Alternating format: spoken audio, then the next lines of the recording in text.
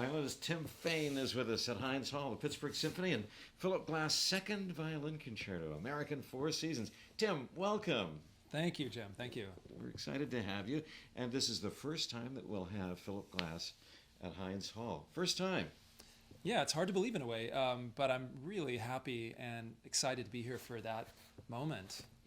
Now tell me about the piece. It's called The American Four Seasons, but I understand Mr. Glass didn't give us an indication of which season we're hearing at any given time. No, I don't think he really intended the piece initially to be a depiction of seasons per se.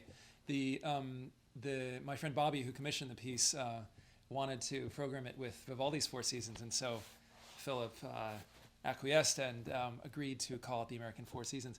I don't think that people will really hear depictions of different times of year as one might in Vivaldi's piece. That being said, there are four sections to it, and it does follow some sort of arc that way. I think things really start to build as it goes on, right up until the very last note. You've worked a lot with Philip Glass in the last few years. How did you connect? And tell me about your collaboration. I agreed to play his first violin concerto without really knowing too much about it. Just why not? I said yes to that. Really kind of dove headfirst into his sound world, and really have enjoyed spending a lot of time there. I play a lot of new music, a lot of old music. I think one of the really great pleasures and satisfactions for me over the last 10 or 15 years especially, it's been like finding this great balance between the music that I grew up with, listening to any number of the composers in the Western music tradition, Bach, Mozart, Mendelssohn, Brahms, and really kind of finding a place for new music by Philip, music by Aaron J. Kernis, or by your very own Steve Hackman, and many other living composers, finding a place for that within the context of the music that I grew up loving. Have you had a chance to ask Philip about his years in Pittsburgh, writing music for the city of Pittsburgh Public Schools? And we talked a little bit about that.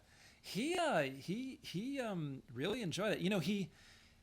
He especially early on in his career, I think he approached music as a transaction, not only a spiritual transaction, but also a very real and financial transaction. He saw that when he would go to hang out in the record store as a kid, and just watching people come in, buying records, paying money for music, and it really kind of so he'd walk away with, I don't know what it was back then, $5 or $6 grand or something, and that was a nice paycheck, I think. So he has very, very fond memories from that time.